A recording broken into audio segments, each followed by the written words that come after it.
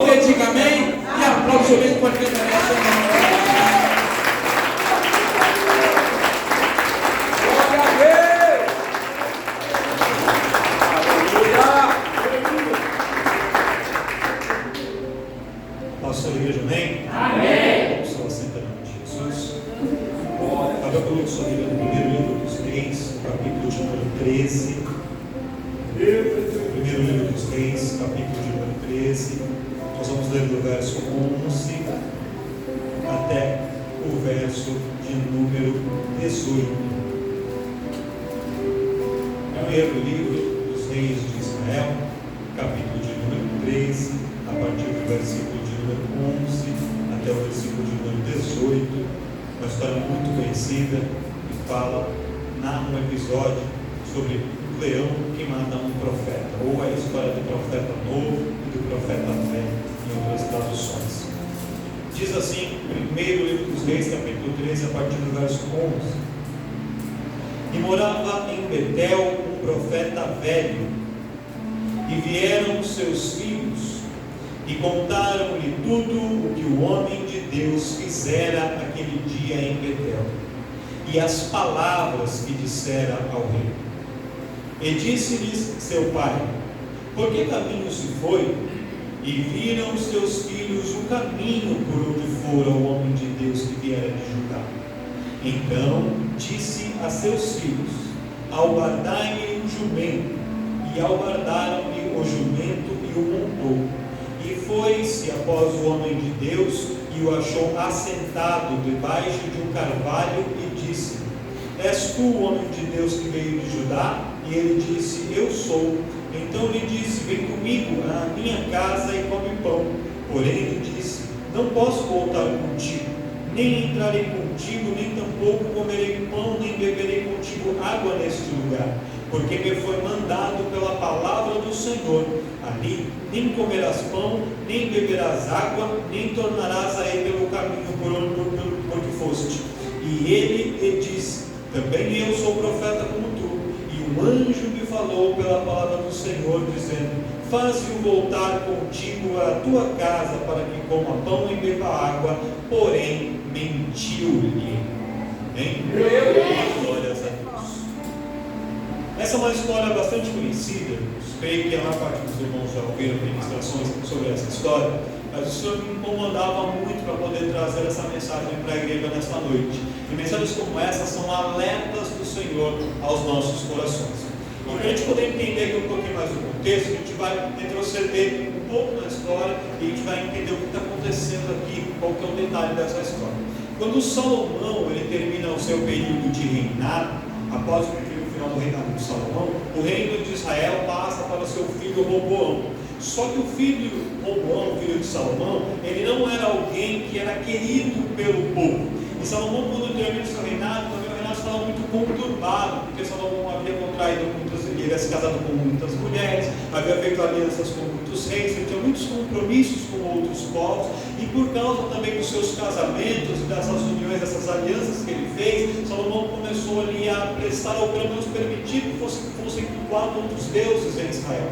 Então havia uma insatisfação do povo para com Salomão, e o povo estava ali meio desanimado, e algumas pessoas se afastando da presença do Senhor, o povo estava um pouco frio, então era um reinado muito conturbado. Então quando Roboão começa a reinar, Roboão assume a posição de rei, o trono no lugar de Salomão, seu pai. Ele fala assim: eu vou reinar com o braço forte, meu pai foi fraco, meu pai deixou o povo fazer o que quis, eu não, eu vou fazer diferente. E Roboão começa ali a seguir conselhos também de alguns jovens amigos que ele tinha, a impor duras sentenças sobre o povo, duras ordenanças sobre o povo. Ele aumenta o valor de impostos, ele rompe com muitas alianças, e ele começa a criar várias inimizades dentro do reino. E aí, quando cria essas inimizades, o povo se sentindo ali oprimido por aquele rei, ele começa a se voltar e buscar uma outra referência de liderança. E quem surge nesse momento? Jeroboão. Quem era Jeroboão? Jeroboão era um homem que havia servido durante o reinado de Salomão, ele havia servido Salomão.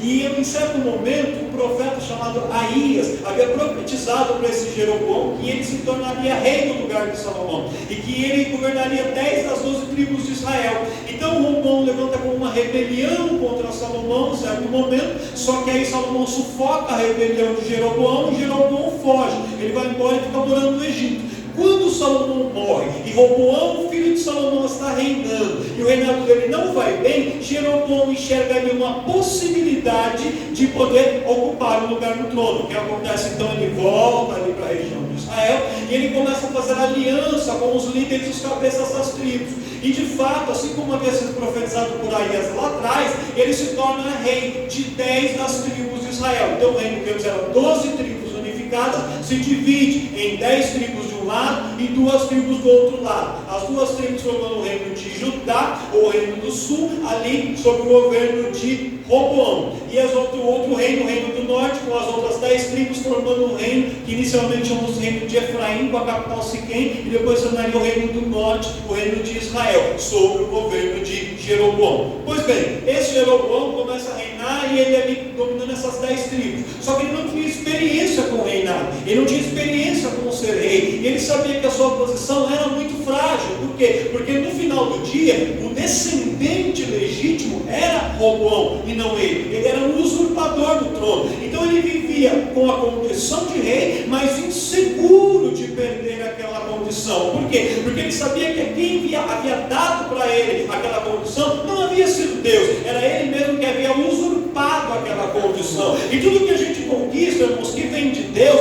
pode um se levantar, pode o outro se levantar, pode alguém falar, pode ter macumba, pode ter palavra contrária. O que veio de Deus para sua mão permanece na sua mão e ninguém tira, ninguém toma. Mas aquilo que você conquista pelas suas próprias mãos, com a sua própria força, aquilo que você conquista fora dos caminhos do Senhor, aquilo que você conquista apenas porque você é mais esperto, ou porque você usou de mentira, ou de engano, ou de fraude, de qualquer outra estratégia, essa conquista é uma conquista frágil, e assim como você tirou de alguém, vem outro e tira de você. Porque essa é a lei do mundo, a lei do mais forte. Mas quando nós estamos com Deus, o mais forte é o Senhor, e Ele é quem faz prevalecer na nossa vida.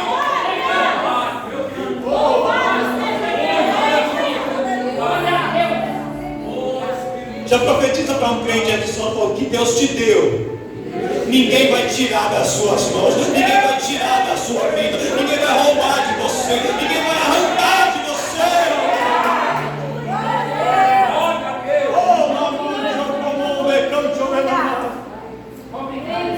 E porque ele tinha medo de perder o reinado, o que ele faz? Ele cria uma estratégia. Foi se aproximando o momento da festa dos tabernáculos, a festa de Sukkot, como a gente já tinha falado, até pregamos sobre ela alguns domingos atrás.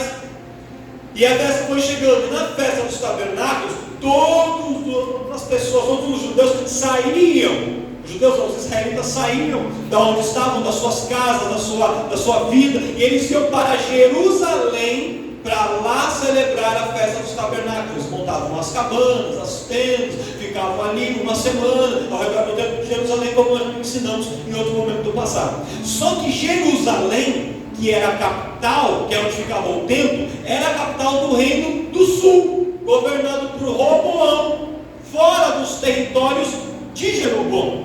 Então Jeroboão teve o seguinte pensamento: se o povo sair daqui do meu território e eles forem para Jerusalém, e eles chegarem lá no país vizinho, vai que Deus fala com eles, vai que eles sentem a presença de Deus lá, vai que eles sentem alguma coisa boa ficando lá e não querem mais voltar. Ou então eles decidem me tirar da condição de rei e começam a apoiar Roboão ao invés de mim. Vai que eles voltam atrás da decisão. Eu não posso permitir que o povo saia daqui e vá para lá, porque se eles forem para lá, eles podem me trair, eles podem me abandonar. E ali aquela carência, aquele medo de Jeroboão fez com que ele criasse uma estratégia. O que ele faz?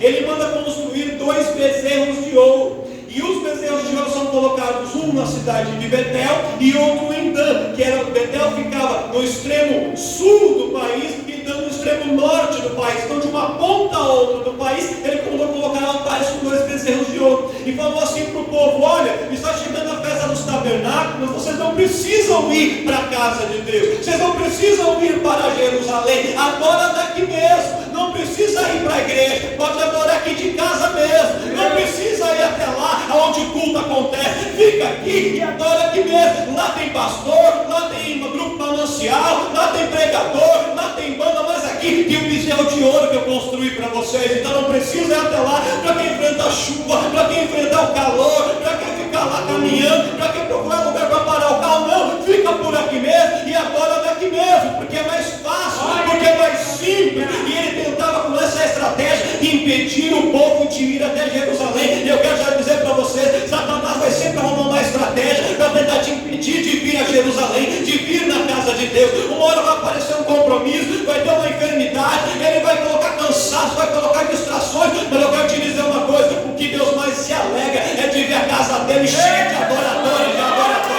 Quando as portas do culto se abrem, quando você sabe que na quinta-feira tem um culto, ou no domingo tem um culto, ou tem um ensaio do seu departamento, não troque a casa de Deus por nada, não troque o compromisso de estar no centro da adoração por nenhum outro compromisso, em nenhum outro lugar. Não tem bezerro de ouro que tira o brilho da glória de Deus de Jerusalém.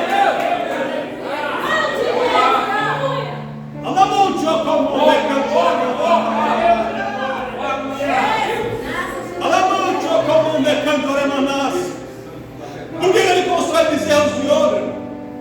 Não importava muito que fossem os bezerros, mas importava que fossem de ouro, porque daquele jeito ele poderia demonstrar ao povo que ali havia riqueza, que ali as coisas estavam acontecendo. E o inimigo sempre tenta mostrar para você que é perda de tempo vir na igreja, que na igreja não está acontecendo nada, que em outro lugar tem coisa muito melhor acontecendo. E ele tenta tirar o nosso foco da adoração e do centro da vontade de Deus. Jeroboão tentou fazer isso. Ele constrói os altares, coloca os bezerros de ouro. Só que quando ele faz isso, Deus fica irado. E o que Deus faz? Deus levanta um profeta para poder falar com ele. Quem acredita que Deus ainda usa profeta na terra?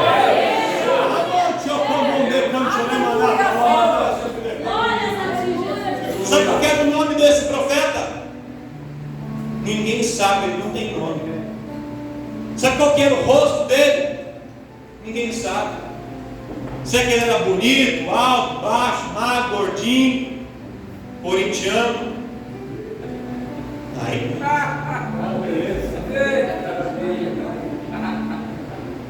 Não sabemos. Nós não sabemos as características dele. Mas o que nós sabemos é que Deus usava a vida dele. Nem sempre Deus usa aqueles que têm aparência, irmãos.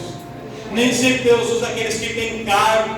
Nem sempre Deus usa só os que se vestem bem, os que são chiques, os que são isso ou aquilo. Deus usa pessoas que às vezes são anônimos, são desconhecidos, não são reconhecidos por muitos, mas quando tem um só a presença de Deus, não são conhecidos na terra, mas são conhecidos no céu, são conhecidos até no inferno, porque Satanás treme diante do nome de Deus, e o Senhor se alegra na vida daquele que os escolheu. Seu filho, você pode não ser conhecido na rua onde você mora, pode não ser conhecido na empresa que você trabalha, mas se você servir a Deus, você é conhecido no céu, e seu nome está escrito no livro da vida, e isso é o que importa.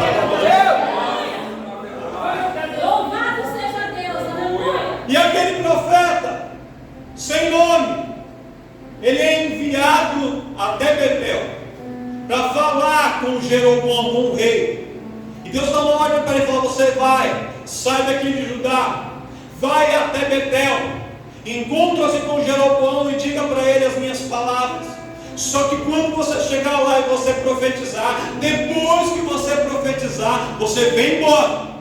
Não durma lá, não fique lá, não coma nenhum pedaço de pão lá, não beba água naquele lugar, e pelo caminho que você veio, volte por um caminho diferente, para ninguém te achar, para ninguém te encontrar. Só vá, faça a obra e volta. O importante não é você aparecer, o importante é a obra de Deus ser feita e o negócio acontecer. acontecer e Deus se glorificar. Não é sobre você, é sobre a obra de Deus. Aí o menino vai, ele chega lá em Betel. Quando ele encontra o rei Jeroboão estava em frente do altar, querendo queimar incenso, e queimar incenso no altar era o ofício do sacerdote. Ele era rei, não era trabalho dele, não era função dele, estava se metendo onde não devia. E aí ele começa a tentar queimar incenso sobre o altar, e aí o profeta olha para ele e fala: olha, Deus não está se agradando do que você está fazendo, olha, Deus, ele manda você se consertar, olha, não está adequada a sua conduta, olha, você como rei está deixando a desejar, olha, você está construindo altares com bezerro de ouro. Ele exorta o rei, e quando o rei é exortado, ele não gosta, porque as pessoas não gostam que a gente chama atenção, irmãos. E aí, pai? Se for para elogiar, a pessoa gosta. Só que se tiver que chamar a atenção, fecha a cara. Olha para o seu irmão e fala assim: Deus pode te chamar a atenção? Deus pode te repreender às vezes?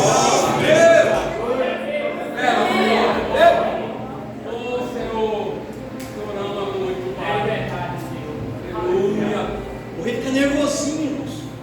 Sabe o que ele faz? Ele estende a mão, aponta o dedo contra o profeta para mandar matar o profeta. Só que quando ele estende a mão em direção ao profeta, dando ordem para matá-lo, a mão do rei Jeroboão fica seca, ela se seca no mesmo momento. Meu Deus! Por quê? Porque quem está debaixo da direção de Deus, o inimigo não pode tocar. Pode estender a mão, pode estender a língua, pode falar, pode tentar, pode tramar, pode criar plano, pode tentar fazer o que for. Deus guarda e se responsabiliza por aqueles que Ele chamou. Quando Deus manda falar, fala, porque se Ele mandou falar, Ele se responsabiliza, Ele guarda.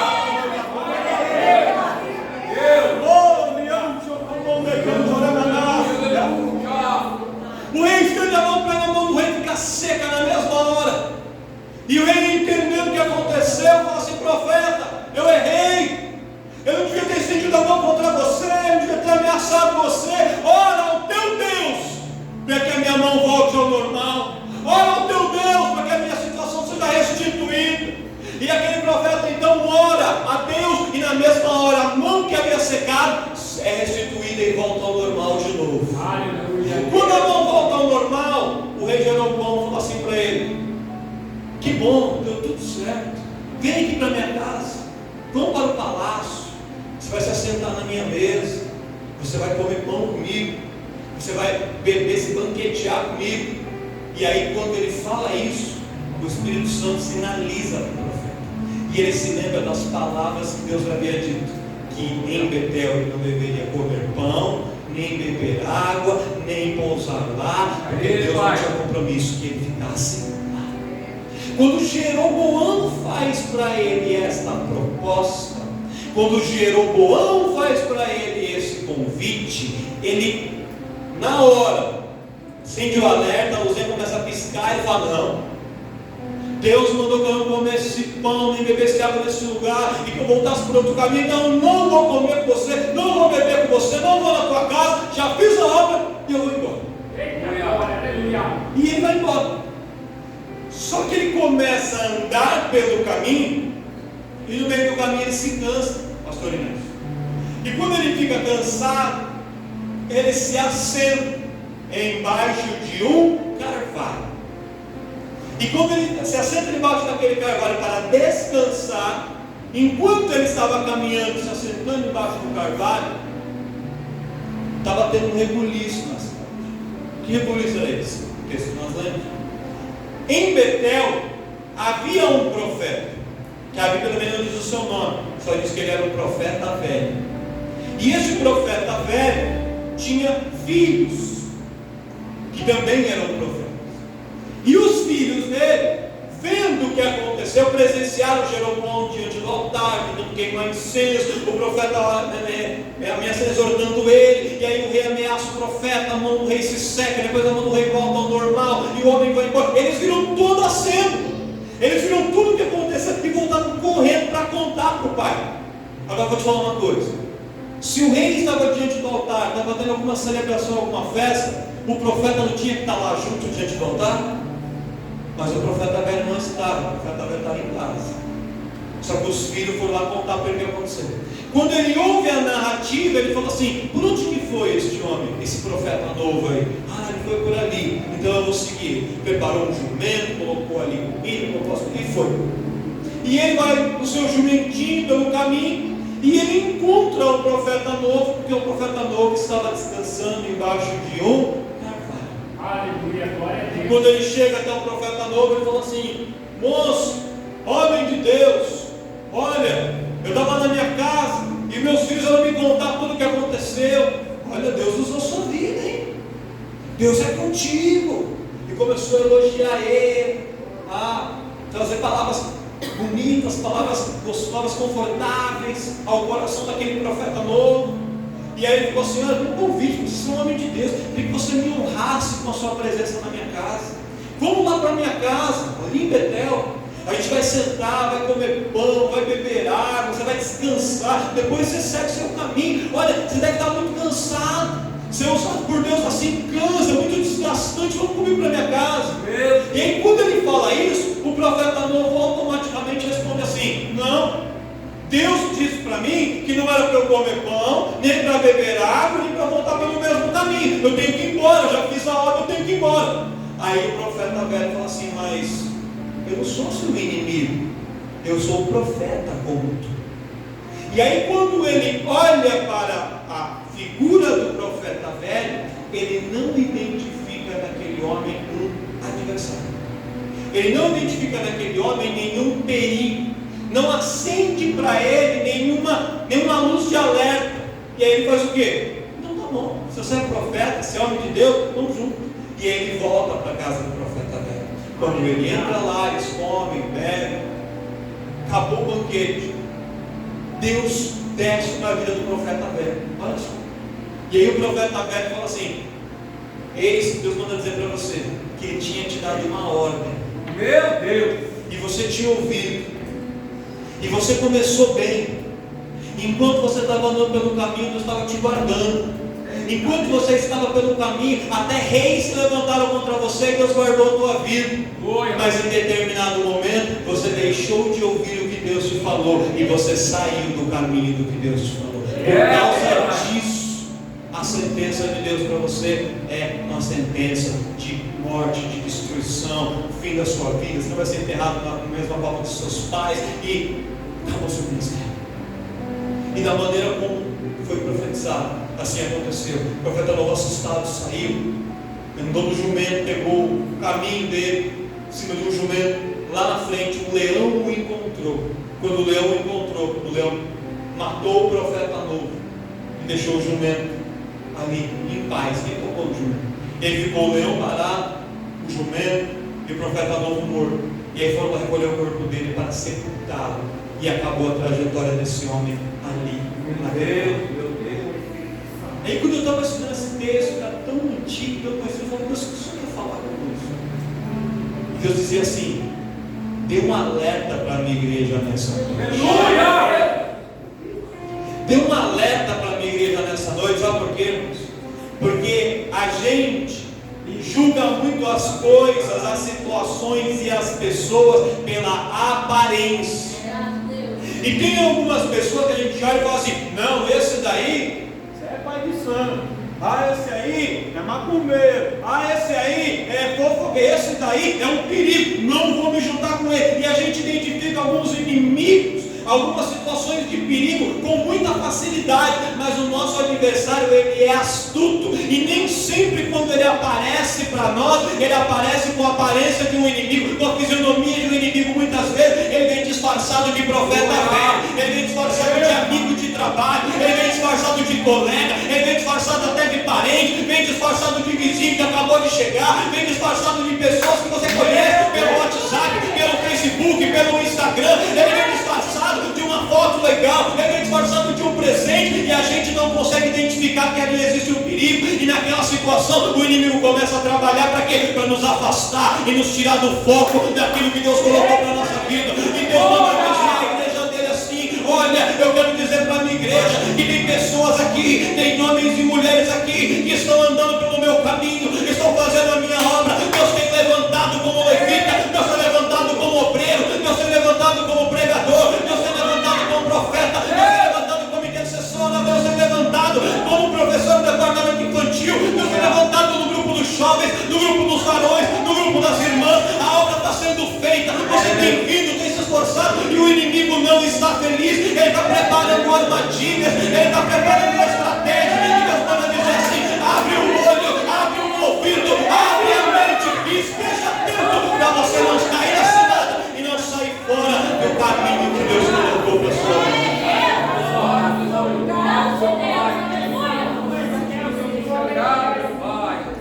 Às vezes a gente começa bem, mas a gente para no meio do caminho. Quantas pessoas vêm para a igreja, quer aceitar Jesus, aceita Jesus, até batiza, tal, começa bem, naquele ímpeto, naquela exposição, no primeiro amor, se afasta. Olha, eu fumava, não fumo mais. Antes eu bebia, não bebo mais. Antes eu ia no funk, na balada, não vou mais. Porque algumas situações são muito óbvias, que são fora da presença de Deus. Tem coisa, irmão, você fala para o crente, pode tomar um litro de cachaça? Fala, lógico que não. É óbvio que não. E a pessoa consegue identificar claramente alguns perigos, mas tem alguns outros perigos que são mais sutis. Existem algumas situações que a gente não consegue identificar. Quando Satanás quer nos tirar da presença do Senhor, ele vai aparecer com um par de chifres, um rabo, e dizer assim: vamos lá para o carnaval, o bloquinho. Porque se ele convidar, você vai falar não. Amém? Amém. Amém. Fala para o seu irmão: você vai para o bloquinho, não é? Meu Deus. Se ele não falou um sangue de Jesus, se ele pensou um pouquinho assim, não, pega ele.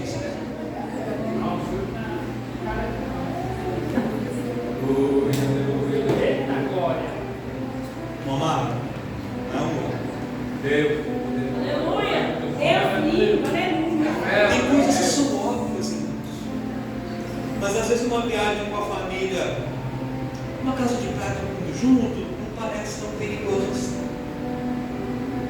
Uma saída para ir para o aniversário de um amigo, aí num barzinho, mas eu não vou fazer nada, só estou lá porque é meu amigo, porque é minha amiga de um cara, pastor. E a gente vai, e a gente começa, e a gente vai saindo, e de maneira sutil a gente vai se afastando do caminho que Deus determinou para nossa vida. Jesus. Fala com o Senhor. É um ensaio que a gente fala, é o culto de quinta-feira, está muito pesado, falando de quinta não vou mais, só vou de domingo, ou só vou de quinta, não vou de domingo, porque doideira na semana é muito. E aí a gente começa a, aos poucos, devagar, sutilmente, a gente vai saindo da posição que Deus escolheu. Sabe por quê, irmãos? Porque a posição que Deus nos coloca, nem sempre, ela no dia a dia, ela é confortável. Esse profeta, quando ele estava cansado, ele ficou embaixo de um carvalho. O carvalho, ele é uma árvore muito alta, é uma árvore de tronco grosso, forte, é um símbolo de resistência. O carvalho é uma árvore que ele é plantado numa região onde não tem ventos, nem muita chuva, nem muita tempestade. Ele tem um certo tamanho e porte médio. Quando ele é plantado numa região que tem muitos ventos, muitas tempestades, ele fica cada vez mais forte, porque as suas raízes se aprofundam mais para poder suportar as tempestades que vêm contra ele, para poder suportar os ventos que vêm contra ele. Quando aquele homem se assenta debaixo de um carvalho, era como Deus sinalizando para ele: olha, vai vir tempestade, viu? Vai vir situações difíceis, vai vir chuva, seja firme, seja forte. Nem sempre ser forte é confortável, irmão. Nem sempre falar não é confortável. Nem sempre ficar isolado sozinho é confortável. Mas é necessário a gente ficar firme para resistir nos momentos de tempestade. Um carvalho não nasce muito grudado lá do outro. Tem um aqui, tem um espaço grande para o outro, ainda porque são árvores grandes, não tem de espaço. O carvalho é uma árvore às vezes um pouco solitária. E a gente não quer ficar solitário. A gente quer ficar no meio da multidão. Mas às vezes, para estar no meio da multidão, a gente tem que agradar algumas pessoas e pagar alguns pedágios que Deus não se agrada.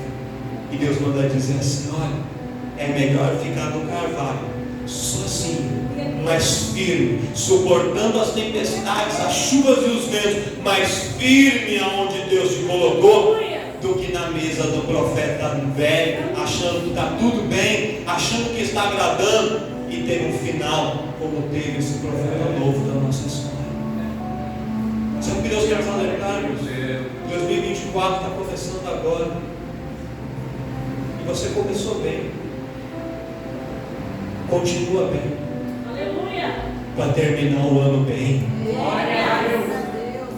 Começou firme, continua firme, para terminar o ano ainda mais firme na presença do Senhor. Você começou bem, irmãos. A gente começou a igreja com os primeiros cultos do ano, estava cheio, um monte de gente, povo vindo. Aí já está vendo os domingos, você começa a faltar um pessoal, aí o domingo já faltam outras pessoas, aí depois é porque isso, porque aquele. Irmão, não se deixe abater, não se deixe esfriar, não perca o foco daquilo que Deus colocou para você. A sua família precisa de oração, você precisa estar na presença de Deus, e é necessário sacar a espada e lutar na segunda, na terça, na quarta, na quinta, na sexta, no sábado, no domingo, é de manhã, é de noite, é de madrugada, é necessário continuar lutando, é necessário continuar firme. Ah, mas eu estou firme que vai ter o batismo, depois que batizar, continua firme, porque Deus vai te levantar e vai te batizar com o Espírito Santo, e você vai subir cada vez mais. Ah, eu quero ficar firme até casar. Casou, continua firme, porque depois vai vir outros desafios na família, e Deus vai continuar te abençoando. Ah, pastor, eu vou desempregado, vou ficar firme fazendo campanha até a porta abrir. Quando abrir, irmão, continua firme, porque depois lá dentro vai ter outros desafios, mas Deus vai te honrar, vai te matar, vai te abençoar, vai te exaltar. Mas é necessário continuar firme. Aleluia, Deus. O problema é que a gente não começa empolgado, mas não tem continuidade. E a gente tem que ter continuidade. Aleluia. A vida cristã, irmãos, ela não é feita de milagres todos os dias. Nem todo dia você vai vir no culto, você vai ver anjos. Tem dias que vai, tem dias que você não vai ver. Sabe o que você vai ver? O pastor Rafael, o pastor Inácio, o presbítero Eduardo. Só a gente mesmo. Você vai ver. Glória. Nem todo dia Jesus vai aparecer montado num cavalo, com uma espada na mão, com uma bola de fogo. Não é todo dia que essa pirotecnia, irmãos. Tem dias que é simples. Mas seja no dia que o culto derruba a igreja, seja no dia que o culto é tranquilo, em ambas as situações, Deus se faz presente e Ele está falando. Em ambas as situações, mas vale um dia na casa, na presença dEle, do que 1000 dias em qualquer outro lugar. Às vezes você vai vir com isso das irmãs, vai estar tudo certo, vai ser engraçado, vai ser alegre, todo mundo vai rir e vai brincar, no final tem café, tem pão, tem tudo. Outro dia vai vir, coloca o louvor, e parece que não vai, tanto uma vez, e 2 vezes, e 5 vezes, e a garganta fica coçando, e não vai o louvor, mas mesmo assim, continue firme, continue firme, continue firme, lavando o porque a gente tem que ter continuidade e estabilidade naquilo que a gente faz. A gente vai vir, vai fazer fazer aula de música, vai começar a tocar, um dia vai tocar um louvor, vai estar encher a igreja, aí já vai vir, o céu vai descer, já vai subir, vai ser tremendo, no outro dia a gente vai tocar, vai errar, não vai dar certo, alguma coisa não vai acontecer bem, ao invés de desanimar, de cair, de parar, não, levanta a cabeça, pega de novo e continua firme, porque é na continuidade que a gente vai ter vitória. A gente não pode se desviar do nosso foco, nem pelos sucessos e nem pelos fracassos. Nem quando alguma coisa dá errado, vim fazer outra coisa, não deu certo, vou parar. Não vai parar. Olha para o seu irmão e fala assim: você não vai parar por causa de um fracasso. Levanta a cabeça e dá a volta por cima, porque Deus não volta. E também a gente não pode parar porque alguma coisa deu certo e a gente acha que já fez muito. Então já fiz muito, nossa, preguei, foi maravilhoso, nossa, foi fantástico, não preciso mais fazer nada. Não, todo dia a gente tem que ter continuidade. Glória a Deus. Esse é o segredo da caminhada cristã. É continuidade. Orar todo dia. Jejuar é sempre que a gente acaba o ciclo de jejum no domingo, começa o outro na outra semana. Aí termina, começa o outro na outra semana. E é sempre assim. Sabe por quê? Porque nós temos um adversário que não desiste de tentar nos derrubar. E ele coloca um bezerro de ouro em Dan e outro em Betel para tentar nos afastar da presença. Aí Deus levanta o profeta vai e profetiza, parece que venceu. Aí está dando tudo certo. Aí ele levanta o rei para tentar matar o profeta. Aí o rei, a mão do rei fica seca. Aí o rei desiste. Aí vem o profeta velho com outra estratégia. Veja quantas vezes o inimigo se levantou. De tantas formas o inimigo está tentando afastar o povo de Deus da presença do Senhor, irmão. São muitas as formas, são muitas as maneiras. Mas Deus está te dando hoje um alerta para te dizer assim: não se desvie do caminho, não saia do propósito, porque eu tenho algo contigo que eu vou cumprir, e é necessário sobre a tua vida. Já com isso, tem um louvor aí? Ele já se coloca aí.